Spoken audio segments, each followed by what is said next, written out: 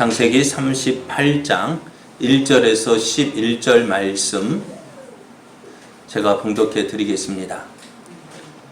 그 후에 유다가 자기 형제들로부터 떠나 내려가서 아둘람 사람 히라와 가까이 하니라. 유다가 거기서 가나안 사람 수아라 하는 자의 딸을 보고 그를 데리고 동침하니 그가 임신하여 아들을 낳으매 유다가 그의 이름을 에리라 하니라. 그가 다시 임신하여 아들을 낳고 그의 이름을 오난이라 하고 유다의 장자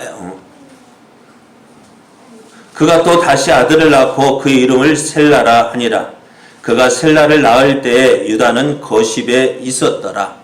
유다가 장자 엘을 위하여 아내를 데려오니 그의 이름은 다말이더라. 유다의 장자 엘이 여호와 보시기에 악함으로 여호와께서 그를 죽이신지라. 유다가 오난에게 이르되 내 형수에게로 들어가서 남편의 아우된 본분을 행하여 내 형을 위하여 씨가 있게 하라. 오난이 그 씨가 자기 것이 되지 않을 줄 알므로 형수에게 들어갔을 때에 그의 형제에게 씨를 주지 아니하려고 땅에 설정하매 그 일이 여호와가 보시기에 악함으로 여호와께서 그도 죽이시니 유다가 그의 며느리 다말에게 이르되 수절하고 내 아버지 집에 있어 내 아들 셀라가 장성하기를 기다리라 하니 셀라도 그 형들 같이 죽을까 염려함이라.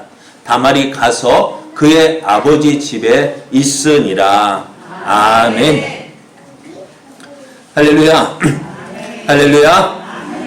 하나님을 예배하기에 참 좋은 날입니다. 이 좋은 날 하나님을 기뻐하여 예배 자리에 나오신 여러분에게 만나주시고 채워주시는 하나님의 은혜가 풍성하게 넘쳐나기를 예수님의 이름으로 축복합니다. 아멘. 축복합니다. 아멘. 옆에 계신 분과 함께 눈으로 인사할게요. 사랑합니다. 사랑합니다. 축복합니다. 순종하며 섬기겠습니다. 참으로 오랜만에 뵙는 분도 있고요. 참 너무 반갑습니다. 오늘 우리에게 주신 하나님 말씀을 통해서 문제가 있는 곳에는 이유가 있습니다. 문제가 있는 곳에는 이유가 있습니다. 이런 제목으로 하나님 말씀을 증거하겠습니다. 지난주에 요셉이 형들의 시기와 미움, 질투로 인해서 애굽의 종으로 팔려간 일을 생각해 보았습니다.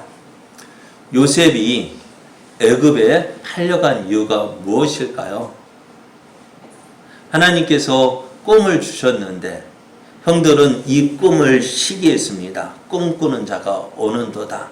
우리가 저를 죽여서 그 꿈이 어떻게 되는가 보자 해서 요셉을 죽이려 했는데 그 요셉 죽음의 자리에서 하나님은 어떻게 해요? 구하시고 애굽의 노예로 팔려가게 하셨습니다. 요셉이 왜 이렇게 노예로 애굽에 팔려갔을까? 후에 요셉이 자기가 애굽에 팔려온 이유를 이렇게 이야기합니다. 창세기 45장 5절을 보면은 당신들이 나를 이곳에 팔았다고 해서 근심하지 마소서, 한탄하지 마소서. 하나님이 생명을 구원하시려고 나를 당신들보다 먼저 보내셨나이다 라고 이야기합니다.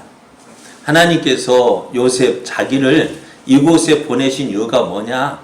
하나님이 당신들의 생명을 구원하시기 위해서 하나님께서 택하신 그 야곱의 가족을 지키시고 보호하시기 위해서 나를 이곳에 먼저 보내셨다라고 이야기를 합니다. 그러면은 요셉이 당신들의 생명을 구원하시려고 했다는데요. 그러면은 야곱이 어떤 위기에 빠져 있을까요? 어떤 위기에 처해 있을까요? 지금 야곱이 살고 있는 가나안에 야곱이 어떤 위기를 만나고 있을까요? 세겜성처럼 이 야곱의 아들들이 세겜성 사람 모든 사람을 죽여서 그들의 원수가 되어지고 그래서 야곱이 그런 위기에 처해 있습니까? 어쩌면 지금 야곱은요 평안히 잘 살고 있습니다. 어떤 문제만이면 요셉의 문제만 없었다 한다면은요 야곱은 편안히 잘 살고 있습니다. 그리고 요셉이 애굽에 팔려간 지 몇 년 동안 몇 년이 지났어요. 약 22년이 지나는 동안 그 야곱은 가나안 땅에서 아무 일 없이 잘 지내고 있었어요. 그런데 하나님은 요셉을 통해 당신들의 생명을 구원하시기 위해서 나를 먼저 보내셨다 말씀하는데, 그러면은 야곱의 가족에 어떤 위기가 있을까요? 어떤 문제가 있을까요? 어떤 일이 닥쳤을까요? 아무 일도 없습니다. 그런데 하나님은 요셉에게 당신들의 생명을 구원하기 위해서 나를 먼저 보내셨다 하는데 그 문제가 무엇일까? 오늘 성경에는 나타나 있지 않습니다. 하지만 그 문제가 무엇인지를 생각해 볼 수 있는 본문이 오늘 본문입니다. 요셉을 애굽의 노예로 판 형제들은 집으로 돌아왔습니다. 그들의 일상의 생활로 돌아갔습니다. 아무 일 없었다는 듯이 그렇게 요셉을 잊고 지냅니다. 유다도 그 자기들의 형제들과 떨어져서 아둘람 사람 히라와 함께 지냅니다. 그러다가 거기에서 가나안 사람 수아라는 사람의 딸을 보게 되어졌어요. 그리고 그 사람의 딸과 결혼을 해서 삼형제를 낳습니다. 그렇게 삼형제를 낳는 동안 아무 일 없이 지냈어요. 그리고 이 장자 엘이 어느 정도 장성해서 이제 애를 위하여서 다말이라는 여인을 데려와서 결혼을 시킵니다. 이때 엘의 나이가 몇 살이나 되었을까요? 엘의 나이가 몇 살이었을까요? 모르죠. 그렇습니다. 그런데 따져보면은 요셉이 17살에 노예로 팔려갔습니다. 그리고 30살에 애굽의 총리가 되었습니다. 그럼 몇 년이 지났어요? 13년이 지났습니다. 그리고 나중에 형들이 오늘 요셉이 45절에 이 말씀을 할 때가 언제였느냐? 풍년 7년이 지나고 흉년 2년째를 맞이했습니다. 그러면은 몇 년이 지났습니까? 22년이 지났습니다. 그러니까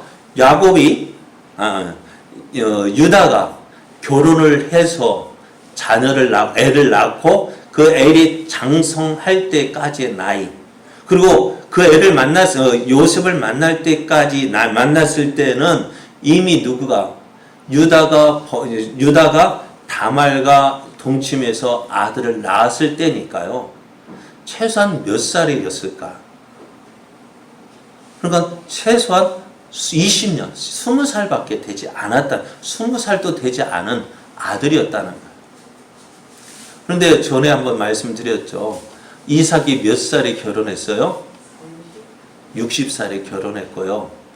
야곱은요 70살에 결혼했고요.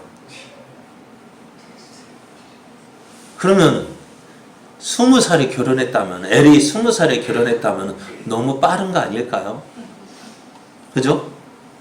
자기 할아버지는 70살에 결혼했는데 유다는 몇 살에 결혼했는지 모르겠어요. 그러나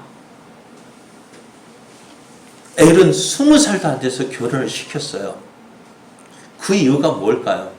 그 이유가 무엇인지 말씀에는 기록이 되어 있지 않습니다만은 당시 가나안 문화를 생각해 보면은 가나안 족속에게 만연된 성적 문란을 보면은 그 성적 문란에 빠져가지고 이 엘이 어린 나이임에도 불구하고 가나안 사람들과 함께 지내다 보니 그들의 문화에 젖어들어서 가나안 문화의 그 성적 문란에 빠져드는 것을 막기 위해서, 또는 이미 엘이 이런 문란한 생활에 빠져들었기 때문에 그것을 이제 막기 위해서 이제 방탕한 생활에 그것이 이제 그 생활을 바로 찾기 위해서 빨리 결혼을 시켰다라고 성경학자들은 이야기를 합니다. 그러니까 지금 엘이 어떤 모습이에요? 그러니까 그렇게 그것을 막기 위해서 결혼을 했는데, 결혼했음에도 불구하고 이 가난 그 성적 논란에서 빠져나오지 못한 거예요. 그래서 오늘 말씀을 보면은 엘이 하나님 보시기에 악하기 때문에 하나님께서 어떻게 해요? 엘을 죽이셨다라고 말씀해요. 그래서 장자 엘이 죽었습니다. 그래서 유다가 둘째인 오난에게 자 이제 형수와 결혼해서 죽은 형의 대를 이으라고 이야기합니다. 이것이 당시 고대의 계대 결혼이나 풍습입니다. 그래서 동생이 그리고 남편의 형제된 의무가 바로 죽은 형의 대를 잇게 하는 것이 형제의 의무였습니다. 근데 이 오난은 어떻게 해요? 내가 형수와 결혼해서 낳은 첫째 아들이 누구의 대를 이어요? 형의 대를 잇는 거예요. 형을 대를 이었다 보면 어떻게 될까요? 아버지가 돌아가시면 받을 유산이 있는데 장자에게는 다른 형제들의 배를 주게 되어지고요. 그런데 다른 아들은 어떻게 해요? 그거 반밖에 받지 못하는 거예요. 가만히 생각해 보니까 내가 다말과 결혼해가지고 이 아들을 낳으면은 아버지의 받을 상속이 누구에게 돌아가요? 형의 이름으로 돌아가잖아요. 그런데 자기는 상속도 제대로 받지 못하고 또 장자권도 어떻게 해요? 내가 받지 못하기 때문에 이거 자기에게 손해가 되는 것 같아요. 그러니까 어떻게 해요? 다말과 결혼했음에도 불구하고 아이를 낳지 않으려 하는 거예요. 그러다 보면 어떻게 하나님께서 이것을 보시니까 어떻게 돼요? 이것도 악한 일이 되어진 거예요. 그래서 하나님께서 어떻게 해요? 이 오난을 또 죽이셨어요. 갑작스럽게 장자 엘이 죽었습니다. 그것도 얼마 지나지 않아서 둘째 아들 오난도 죽었습니다. 그럼 아버지 입장에서 생각해 보니까 어떻게 될까요? 이제 셋째가 남았는데, 셋째 셀라가 남았는데, 셀라가 또 누구하고 다말하고 또 결혼해야 되거든요. 가만히 생각해 보니까 누구 잘못 같아요? 우리 집에 문제가 생긴 것이 저 다말이 들어왔기 때문에, 다말이 들어와서 첫째 아들도 죽고 둘째 아들 오난도 죽고, 그러다 보니 이제 또 셋째 셀라를 저 다말하고 결혼시키면 어떻게 될까? 셋째도 죽을 것 같다는 거예요. 그래서 어떻게 하느냐? 유다가 다말에게 이야기합니다. 야, 아직 셀라가 어리다. 그렇죠. 앞에서 말씀드린 대로 엘도 어린 나이에 결혼했고요. 그 동생 오난도 어린 나이였을 거예요. 그러니까 셀라는 어떻게 해서 더 어린 나이였을 거예요. 그러니까 아직 셀라가 어리니까 너 친정에 돌아가서 셀라가 장성할 때까지 기다리라 했습니다. 그래서 유다는 이렇게 함으로 내 아들 셋째 셀라만은 살리고 싶은 마음이었습니다. 그런데 한번 생각해 볼 것은 유다는 무엇을 지금 염려하고 있습니까? 내 셋째 아들 하나밖에 남지 않은 이 셀라가 이제 죽으면 어떻게 하느냐 하는 그 염려 때문에 다른 것을 생각하지 않았어요. 첫째 아들 엘이 왜 죽었는지, 둘째 아들 오난이 왜 죽었는지 그 이유를 알아야 되잖아요. 그런데 사랑하는 아들이 갑자기 죽고 왜 그 일이 일어났는지 그거 생각할 겨를도 셋째만 생각한 거예요. 우리가 어떤 일이 생기면은요, 그 일이 일어난 이유를 알아야 돼요. 원인을 알아야 돼요. 우리가 몸이 아파요. 근데 몸이 아픈데 왜 아픈지 알아야 치료할 거 아니에요. 그런데 치료 증상을 가지고서 치료해도요, 그게 원인을 제대로 잡지 않으면 어떻게 될까요? 제대로 치료가 안 되는 거예요. 전에도 말씀드렸습니다만은 제가 그래도 젊을 때 자꾸 기침이 나는 거예요. 기침하면 뭐예요? 예? 기침하면 뭐 때문에 기침할까요? 감기라고 생각했어요. 감기라고 생각해가지고요, 이 병원 가서 약을 지어도 약을 지어 먹어도 안 나요. 그럼 어떻게 될까? 다른 병원 가서 또 증상이 감기라고 또 약 처방을 해서 또 먹었어요. 안 나요. 그래 계속 기침하는 거예요. 약은 먹었는데 기침하는데 어떡해요? 그래가지고 마침 집 앞에 한의원에 갔더니요, 이거는 만성 피로래요. 피로가 그 당시 교회 건축한다고 뭐 강도사 목사가 뭐 신경 쓸 게 뭐 있습니까? 많은 그거 신경 쓴다고 피로가 겹쳤다고 쉬어야 된대요. 그래서 하는 말, 내가 진단서 끊어줄 테니 목사님한테 가서 말씀해 보십시오. 그래가지고 목사님 가서 말씀드려, 목사님 만성 피로랍니다. 좀 일주일 정도 한두 주 정도 쉬어야 된답니다. 말씀드려가지고 쉬었더니요, 감기가 멈추는 거예요. 그렇게 한 몇 달 끊이지 않고 나왔던 그 기침이요, 멈춘 거예요. 문제가 생기면은요, 어떻게 해요? 그 문제의 원인을 바로 잡아야 돼요. 바로 찾아야 그 문제가 해결되어지는데, 오늘 유다는 어떻게 해요? 그 문제의 원인을 제대로 찾지 못했어요. 그리고 어떻게 해요? 모든 문제의 원인을 다른데, 유다가 다말이 잘못했다, 다말에게 원인이 있다 생각하고 다말을 신적으로 돌려보냈어요. 그리고 어떻게 셀라가 장성할 때까지 기다리려 했는데, 셀라가 장성했어요. 어느 정도 컸단 말이에요. 그럼에도 어떻게 해요? 이 다말을 부르지 않는 거예요. 자, 오늘 문제가 제대로 해결되지 않으면, 문제가 발생했는데 그 문제의 원인을 제대로 해결하지 않으면 또 다른 문제가 생깁니다. 더 큰 문제가 일어납니다. 이런 일이 사무엘상 4장을 보면은 이런 일이 있습니다. 이스라엘과 블레셋 사이에 전쟁이 일어났습니다. 그래서 이스라엘이 군사를 모아서 블레셋과 싸웠습니다. 그런데 블레셋과 싸웠어요. 누가 이겨야 될까요? 우리 누가 이겨야 돼요? 블레셋이 이겨야 됩니까? 이스라엘이 이겨야 됩니까? 이스라엘이 이겨야 돼요. 그런데 싸우고 보니까 어떻게 되어졌느냐? 이스라엘이 블레셋에 패해서 4,000명이 죽었습니다.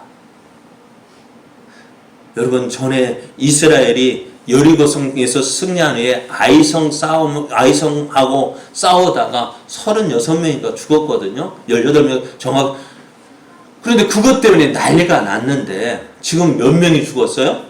4,000명이 죽었습니다. 난리 아니에요? 큰일 아닙니까? 그래서 이스라엘이 전쟁에서 패해서 돌아왔어요. 그래서 장로들이 모여서, 야, 이 전쟁이 왜 패했을까? 왜 우리가 블레셋과 싸워서 왜 졌지? 그리고 왜 싸움에서 패한 이유를 찾았어요. 참 좋은 거예요. 그래서 사람들이 의논해서, 야, 우리가 왜 이 전쟁에서 패했느냐? 가만히 생각해 보니까요, 이스라엘이 애굽에서 나와서 광야를 지날 때 이스라엘 앞에 누가 섰을까요? 언약궤가 앞장섰습니다. 여호수아가 요단강을 건널 때에도 어떻게 해요? 언약궤를 맨 제사장들이 먼저 요단강에 들어갔습니다. 이스라엘이 앞서 행진할 때는 뭐예요? 언약궤가 먼저 앞서 나갔습니다. 이스라엘은 그 뒤를 따랐습니다. 이스라엘 장로들은 이것을 생각했어요. 야, 맞다. 우리가 블레셋과 싸우러 나갈 때에 언약궤 없이 나가서 싸웠기 때문에 우리가 전쟁에서 패했다는 거예요. 그리고 어떻게 했습니까? 야, 실로에 있는 언약궤를 모셔오자. 그러면은 우리가 블레셋과 싸워서 이길 수 있을 것이다 라고 생각을 했습니다. 이들은 문제의 원인을 뭐라고 생각했어요? 언약궤를 모시고 가지 않았기 때문이다. 그런데 사실 이스라엘이 전쟁에서 패한 이유가 무엇입니까? 이스라엘이 전쟁에서 패한 이유가 언약궤가 없기 때문에 패한 것이 아니에요. 그들이 하나님을 믿지 아니하고 하나님을 버리고 이방의 우상을 섬겼기 때문에 하나님께서 그들과 함께 하실 수가 없었던 거예요. 하나님을 믿지 않고 하나님을 의지하지 않고 하나님 없이 살아온 그들이었어요. 그들은 그 전쟁에서 패한 거예요. 언약궤를 모시고 간다 한들 하나님을 믿는 그 믿음 없이 언약궤만 간다고 해서 이길 수 있겠어요? 오늘 우리의 삶도 그렇지 않습니까? 여러분, 차에 십자가 달면 그 십자가 나를 지켜줄까요? 차에 성경책을 갖고 다닌다 해서 그 성경책이 나를 지켜줍니까? 아니요. 성경책 없어도요, 십자가 없어도요, 내가 하나님을 믿는 그 믿음이 있으면 하나님께서 나를 지켜주시고 보호해주시는 거예요. 그런데 이스라엘 백성은 뭐예요? 하나님을 믿는 그 믿음 없이, 하나님 없이 이방의 우상에 섬기면서 내가 언약궤만 가지고 가면 이길 수 있을 것이라 생각했어요. 하나님께서 그 전쟁에서 이스라엘을 패하게 하신 이유는 뭐냐? 너희들이 나 없으면 아무것도 안 된다. 너희들이 나에게로 돌아와야 한다는 그 경고를 보여주신 거예요. 그런데 이스라엘은 어떻게 해요? 문제의 원인을 엉뚱한 곳에서 찾은 거예요. 언약궤만 가지고 가면 이긴다? 아니, 그렇지 않습니다. 내가 하나님을 얼만큼 믿고 의지하고 있느냐가 중요한 거예요. 이스라엘은 그 전쟁에서 패했을 때 어떻게 해요? 하나님, 우리가 잘못했습니다. 하나님께로 돌아와야 됐습니다. 그러나 그렇지 않았어요. 언약궤만 있으면 돼. 하나님 믿지 않고 하나님 의지하지 않고 언약궤만 있으면 돼. 그리고 언약궤를 들고 나갔습니다. 어떻게 됐어요? 이스라엘은 전쟁에서 패했습니다. 언약궤도 어떻게 되었어요? 블레셋에 빼앗겼습니다. 이 소식이 이스라엘에 전해졌을 때에 당시 제사장 엘리의 며느리가 아들을 임신했었는데 그 소식을 듣고 갑자기 진통이 와서 아이를 낳다가 죽었는데, 죽으면서 그 아이를 보면서 하는 말이 이가봇이라 했습니다. 하나님의 영광이 떠났다 했습니다. 여러분, 문제의 원인을 바로 찾지 아니하면은 어떻게 돼요? 더 큰 문제가 일어나요. 그러면은 사도행전을 보면은 예수님께서 부활하시고 십자가에 죽으시고 부활하신 예수님께서 제자들과 함께 40일을 지내시면서 예수님의 부활하심에 대한 확실한 증거를 보여주시고 또 하나님의 나라에 대해 말씀해 주셨어요. 그리고 제자들이 보는 앞에서 승천하시며 하시는 말씀이 너희는 예루살렘을 떠나지 말고 아버지께서 약속하신 성령을 기다리라고 했습니다. 제자는 그 약속의 그 명령 따라서 매일 마가다락방에 모여서 하나님께서 약속하신 그 성령을 주실 것을 기도했습니다. 그리고 오순절에 성령이 임했습니다. 제자들이 성령이 임해서 나가서 제자들이 복음을 전할 때에 많은 영혼들이 돌아왔습니다. 그 가운데 베드로와 요한이 성전에 기도하러 갈 때에 성전 미문에 앉아있던 나면서부터 걸어보지 못했던 그 사람이 있는 것을 보고 은과금은 내게 없거니와 내게 있는 것은 내게 주노니 곧 나사렛 예수의 이름으로 일어나 걸으라 할 때에 그 나면서부터 못 걷게 된 그 사람이 일어났습니다. 걸어다니며 뛰어다니며 하나님을 찬송했습니다. 많은 사람들이 모여들었습니다.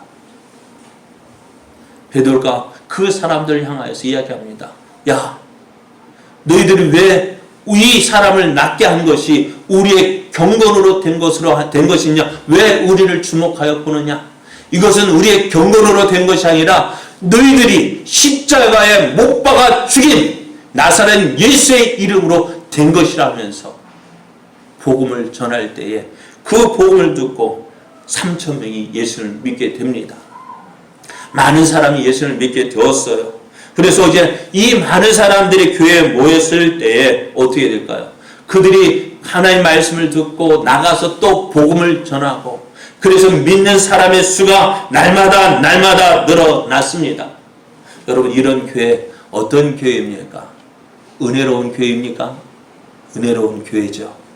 또 많은 성도들이 그 은혜 받아서 자기의 재산을 교회에 드리면서 하나님을 위해서 써달라고 내어놓기도 했습니다. 많은 사람이 수고했습니다. 헌신했습니다. 많은 사람이 복음을 위해서 이곳저곳 다니면서 복음을 전파했습니다. 날마다 많은 사람들이 복음을 듣고 교회로 모여들었습니다. 얼마나 멋있어요. 얼마나 은혜로웠겠어요. 그런데 어느 날 헬라파 유대인들이 자기의 가부들이 매일 구제에 빠지는 것에 대해서 히브리파 사람들을 원망했습니다. 헬라파 유대인들은 뭐냐? 헬라어를 쓰는 유대인들입니다. 다시 말하면은 지금 본토에 예루살렘에 거하는 이방 유대인이 아니라 디아스포라에서 6월절에 와서 거하였던 사람, 오순절에 와서 예수를 믿었던 그 사람들. 그 사람들이 자기 고국으로 자기가 살던 곳으로 돌아가야 되는데 돌아가지 않고 예루살렘에 거하게 된 사람을 헬라파 사람이라고, 헬라파 유대인이라고 합니다. 그리고 히브리파 사람들은 본래 본토 사람들이에요. 그러니까 어떻게 보면은 그런 모습들이 나타날 것 같아요. 예전에 신도시 개발되어지면은 그 기존에 살던 사람들이 있고요. 아파트 새로 들어와서 어떻게 이사 온 사람들이 있잖아요. 그 사람들이 참 화목하게 되어지지만은 알게 모르게 뭐가 되어질까요? 파가 이루어져요. 참 그게 안 되는 일인데 그런 일이 일어나는 거예요. 그런데 오늘도 그래요. 헬라파 유대인들이 보니까요, 자기들에게 있는 가부들을 보니까 매일 그들이 어떻게 자기 살던 집을 놔두고 예루살렘에서 살다 보니까 어떻게 잘 살까요? 못 살까요? 그렇게 잘 살지 못하는 거예요. 그런데 자기들 가부 보니까 매일 교회에서 도와주는 그 구제가 빠지는 거예요. 빠지는 사람이 있었던 거예요. 그러고 보니까 어떻게 히브리파 사람들은 어떻게 다 봤거든요. 그리고 헬라파 사람들이 어떻게 이거 뭐 하는 거야? 사람 차별하는 거야 하면서 어떻게 엉망이 일어났습니다. 자, 이런 문제가 일어나면 어떻게 해야 될까요? 우리 같으면 어떻게 할까요? 만일 우리 교회에서 이런 일이 일어난다면 어떻게 했을까요? 만일 우리 교회가 지금 초대교회 예루살렘 교회라면은 담임 목사는 저는 어떻게 할 것 같아요? 예? 엉망하고 있는 그 헬라파 사람을 찾아가서 왜 그러냐? 뭔가 오해가 있었던 거 아니냐? 좀 오해 좀 풀고 이해 좀 해달라. 다음부터는 어떻게 내 빠지지 않고 다 잘해줄게. 내 실수한 것 같다. 용서해달라 하면서 어떻게 해요? 그들의 마음을 다독거렸을 것 같아요. 그렇게 하는 것이 당연한 것처럼 생각했을 거예요. 그런데 오늘 제자들의 모습을, 사도들의 모습을 보십시오. 사도들은 이 문제를 어떻게 생각했습니까? 이 문제가 그냥 우리 사람들이 구제에 빠진 것, 그것 때문에 엉망한 것으로 생각하지 않았다는 거예요. 사도들은 이 문제가 일어난 것을 보고 제자들을 불러 모았습니다. 교회 모든 성도들을 불러 모았습니다. 그리고 사도들이 진단한 그 문제, 이 일이 왜 생겼느냐? 당시 이 구제일, 사도들이 했던 일이 뭐냐? 구제의 일을 누가 했느냐? 사도들이 했던 거예요. 사도들이 다 맡아서 했습니다. 그러다 보니 사도들이 모든 제자들을, 교회 성도들을 불러 모았을 때 무슨 말을 할 것 같아요? 아, 우리가 잘못했습니다. 라고 말할 줄 알았어요. 아, 우리가 잘못했으면 다음부터는 잘하도록 하겠습니다. 실수 없이 하도록 하겠습니다. 그렇게 할 줄 알았어요. 그런데 사도들이 제자들을, 온 성도들을 불러 모아서 이야기합니다. 우리가 이런 일이 일어난 일이 무엇이냐? 이유가 무엇일까?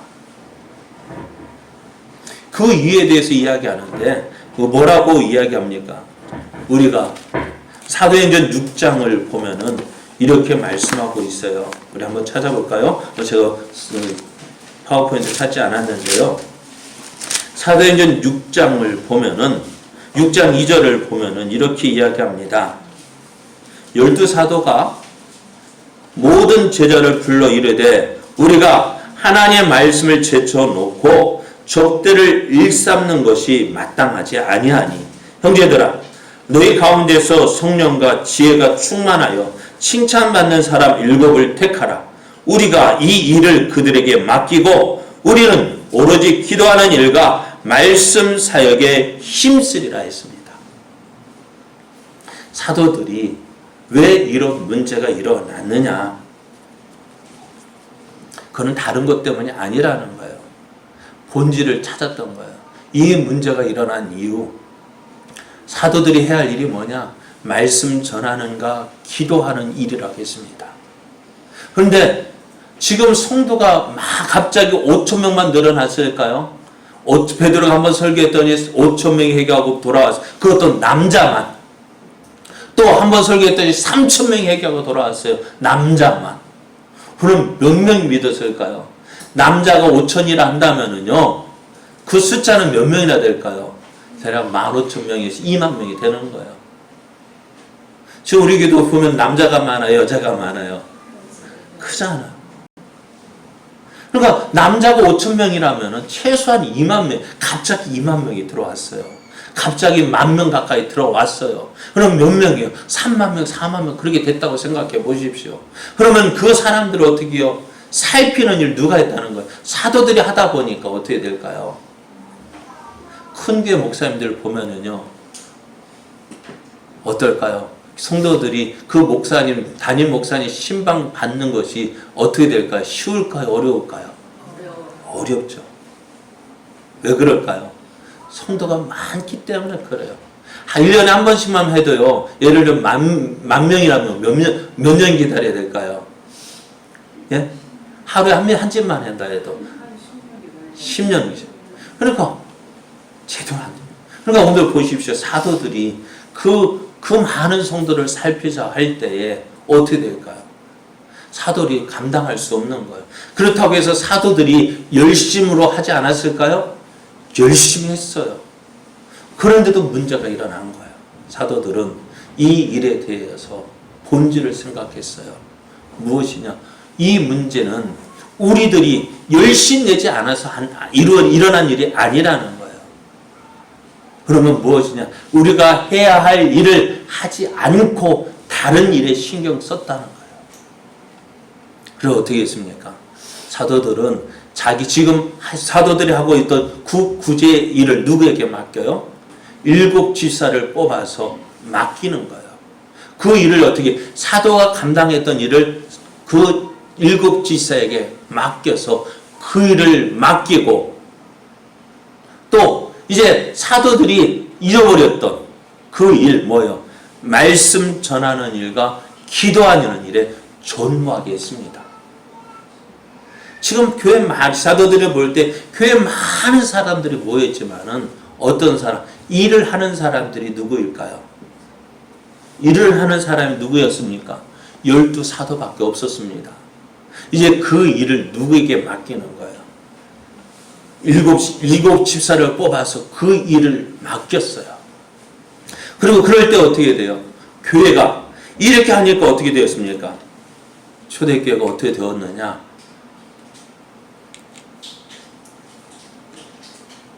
6장 7절 말씀을 보면은 하나님의 말씀이 점점 왕성하여 예루살렘에 있는 제자의 수가 더 심히 많아지고 허다한 제사장의 무리도 이 도에 복종했다 했습니다.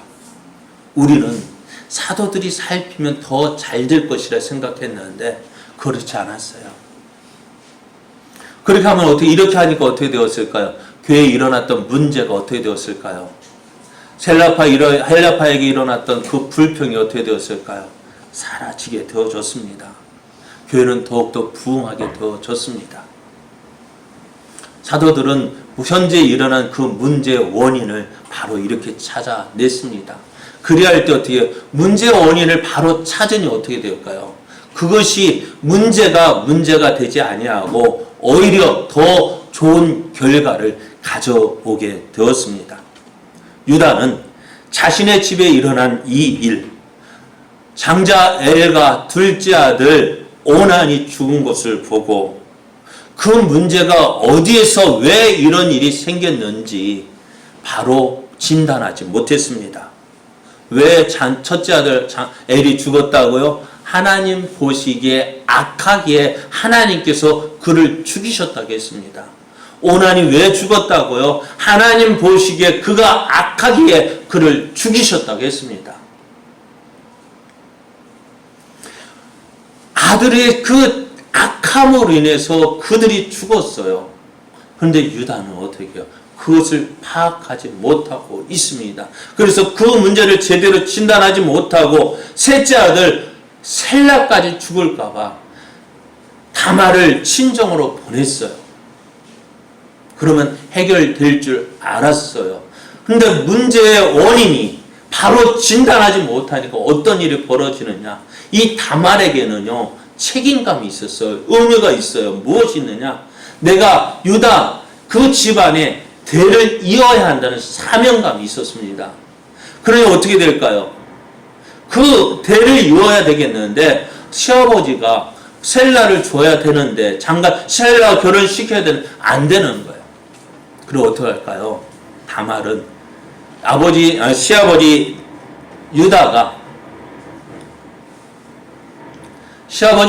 뒷나로 양털 닦는다는 것 소식을 듣고 가부의 옷을 벗고 창녀로 변장해서 이 유다를 유혹합니다.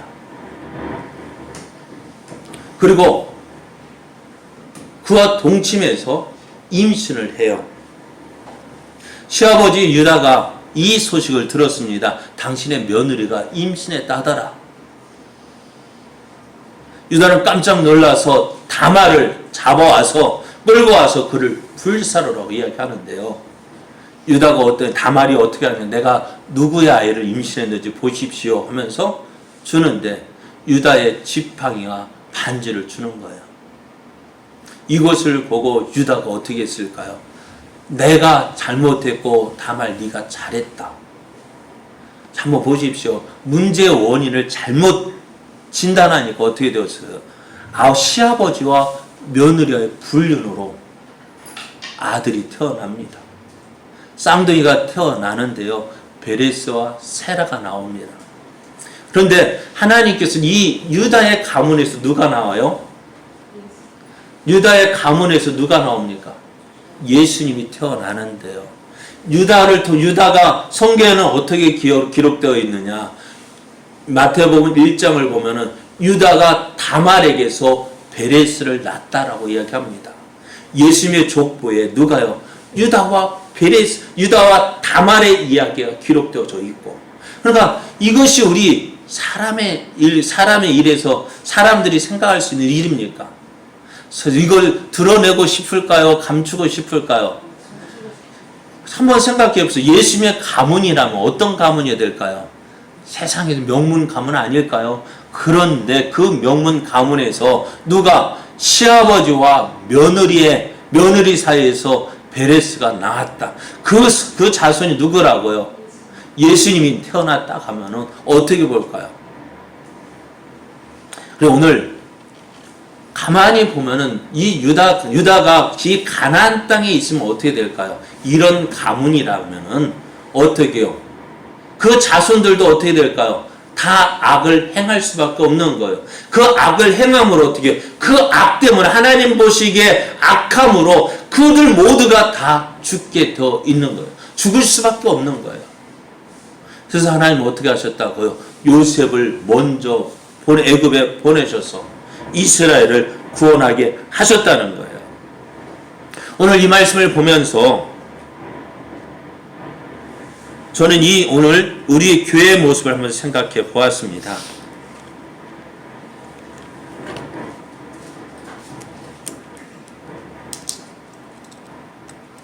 여러분은 좀 목소리가 짧을 것 같아요. 여러분은 우리 제자교회의 모습이 어떻다고 생각하십니까? 우리 제자교회가 어떻게 생각하십니까? 은혜롭습니까? 은혜로워요. 우리 제자교회만큼 사랑이 많은 교회 없습니다. 서로 사랑하고 아껴주고. 그런데 이 교회 모습이요, 몇 년 전에도 있었어요. 몇 년 전에도 이런 모습이었습니다. 그런데요, 우리는 좋다라고 생각했는데 어느 날 갑자기 어려움이 닥쳐왔어요. 기억하시죠? 우리 그때도 잘했잖아요. 서로 사랑하고 아껴주고 이해하고 참 교회가 은혜로웠어요. 그런데 아무 이유 없이 어느 날 갑자기 교회가 흔들렸어요. 무엇 때문인지 이유를 모르겠어요. 어느 날 갑자기였어요. 기억하시죠? 어느 날 갑자기 함께했던 믿음의 사람들, 함께했던 사람들 갑자기 이사하고 나가고, 그래 교인이 갑자기 줄어들었어요. 큰일 났다. 큰일 났죠. 성도 수가 줄어들었으니까요. 그렇다고 해서 그 이후로 우리 교회 모습이 달라졌습니까? 우리의 모습이 달라진 거 없어요. 그냥 하나님의 은혜로 다시 언상이 회복되어졌어요. 그때만큼 다시 숫자가 늘어났어요. 이 정도 되니까 우리는 어떻게, 야, 됐다 하고 마음 놓게 되어집니다. 그런데 이대로 있으면 어떻게 될까요? 이대로 있다면은 또 몇 년 전과 똑같은 일이 벌어질 거라는 거예요. 아무 이유 없이. 왜요? 하나님께서 이곳에 우리 제자교회를 세워주신 이유가 무엇일까요? 그냥 우리끼리 우리끼리 좋다, 그렇게 하라고 우리 교회를 세워주신 것이 아니라는 거예요. 하나님께서 우리를 이곳에 불러 모아주신 이유가 무엇일까요? 오늘 하나님께서 요셉을 왜 애굽 땅에 보내셨습니까? 당신들의 생명을 구원하시기 위해서 나를 이곳에 먼저 보내셨습니다. 오늘 이 말씀이 우리에게도 들려야 돼요.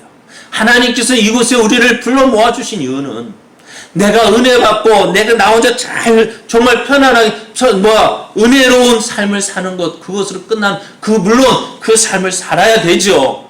그러나 그것만으로 그쳐서는 안 된다는 거예요. 어떻게 해요? 나를 통해서 누구를요? 다른 사람을 구원하기 위해서 나를 이곳에 먼저 보내신 거예요.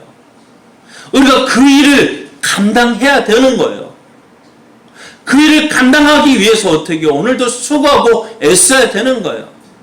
오늘 내가 있는 이 자리가 바로 그것을 위해서 하나님께서 나를 보내신 것인데, 나는 여기가 좋사오냐, 나는 여기가 좋아, 만족해 하고 나만 그것을 누리고 있다면 어떻게 될까요?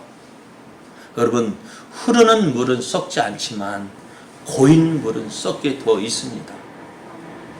내가 하나님의 은혜를 받고 내가 주의 일을 위하여서 무언가를 하고자 할 때 하나님은 그 사람의 은혜 주시고 역사하시지. 아무것도 하지 않고 가만히 있으면 어떻게 될까? 흔드시는 거예요. 왜요? 우리가 그 사명을 깨닫더라고요. 그 사명을 깨닫고 일어나도록 하나님께서 우리를 흔드시는 거예요. 여러분, 다시 몇 년 전으로 돌아가고 싶습니까? 그런 마음, 그러고 싶으십니까? 없잖아요. 그러면 어떻게 될까요? 이제 우리는 다시 일어서야 합니다. 이제 이 자리에서 옛날과 같은 모습으로 돌아갈 것이 아니라, 이제 우리는 어떻게 될까요? 계속해서 하나님 기뻐하시는 일을 감당하도록 나아가야 됩니다. 어떻게 해요? 내게 주신 사명을 붙잡고 내가 왜 여기 있어야 하는지, 하나님께서 나를 이곳에 보내주신 이유가 무엇인지 그 이유를 찾아야죠. 그냥 나서 가만히 있는 것이 아니라, 하나님 왜 나를 이곳에 보내주셨습니까? 요셉은 애굽의 노예로 팔려가면서 하나님 왜 나를 이곳에 보내셨습니까? 그렇게 찾고 하나님의 뜻을 구하다 보니까 무엇이에요? 당신들의 생명을 구원하기 위해서 나를 이곳에 먼저 보내셨습니다. 그 이유를 찾았어요. 오늘 하나님께서 이곳에 우리를 세워주신 이유, 나를 이곳에 보내주신 그 이유, 하나님께서 나를, 당신들을 구원하기 위해서 나를 먼저 이곳에 보내셨습니다. 그 이유를 찾아야죠. 이제 우리 조금 불편할 수 있어요. 힘들 수 있어요. 그러나 교회는 유람선이 아닙니다. 전투함이어야 됩니다. 전투하는 배예요. 많은 영혼을 구원하기 위해서 오늘도 열심을 내고 달려가야 하는 전투함이 되어야 돼요. 그냥 여행 편안히 다니는 것이 아니에요. 그래서 우리가 교회를 해서 우리가 왜 사느냐? 어떻게 하면 복음을 전할까? 어떻게 하면 내 옆에 사람들에게 예수님을 전할까? 어떻게 하면 저 생명을 구원할까? 그것을 찾아야 되는 거예요. 여러분, 이제 우리 이렇게 일어났으면 좋겠어요. 우리 제자교회가 지금 참 은혜로워요. 저도 볼 때 참 감사해요. 그러나 여기에 만족해서 가만히 있으면 우리는 몇 년 전과 똑같은 일을 다시 겪어야 돼요. 주변의 교회를 보십시오. 똑같잖아요. 어느 정도 될 것 같았는데 또 주저앉고 또 일어서다가 또 주저앉고. 왜 그럴까요? 주저앉으니까 안 되겠다. 그때 정신 차려 뭐 하는 것 같다가 또 어떻게 돼요? 어느 정도 되니까 이만하면 됐지. 거기 안주하다 보니 또 하나님께서 흔드시는 거. 왜요? 교회는 계속해서 달려가야 하기 때문에요. 하나님의 교회는 어떻게 돼요? 안주하는 것이 아니라 계속해서 달려나가야 되어집니다. 그래서 누가 이야기를 제2의 개척이라고 이야기를 하더라고요. 우리도 한번 이렇게 표현해 보고 싶어요. 개척교회는 어떻게 열심 내야 됩니다. 열심 내서 어떻게 해서든지 자리를 채워야 됩니다. 그것이 교회를 위해서가 아니라 하나님의 나라를 위해서. 이제 이 사명 가지고요. 내가 가만히 있으면 어떻게 내 몸이 병드는 거예요. 그러잖아요. 우리가 요번에 코로나 때문에 가만히 있어요. 저도 그런 것 같아요.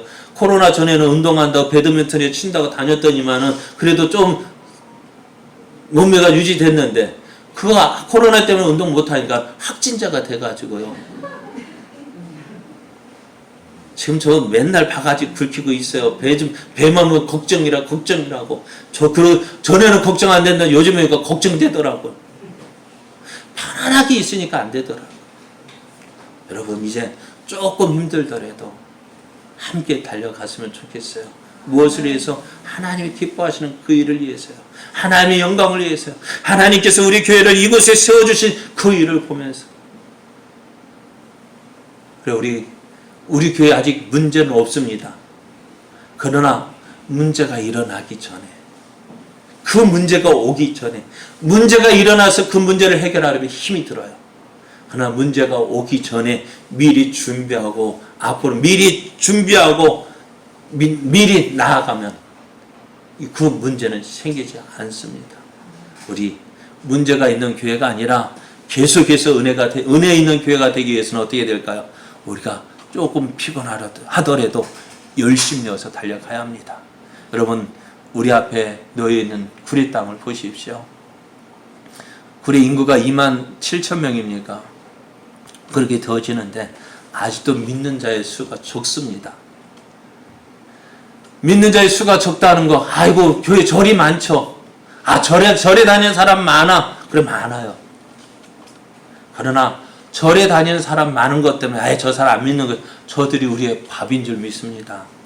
그들을 향하여서 우리가 한 사람이 한 사람씩 붙잡고 기도하고 또 하루에 한 사람에게 복음을 전한다면 그들도 마침내 주님께로 돌아오는 놀라운 역사가 있을 줄 믿습니다. 이 일을 위해서 오늘 믿음을 가지고 달려나가는 저와 여러분 되어지기를 예수님의 이름으로 축복합니다.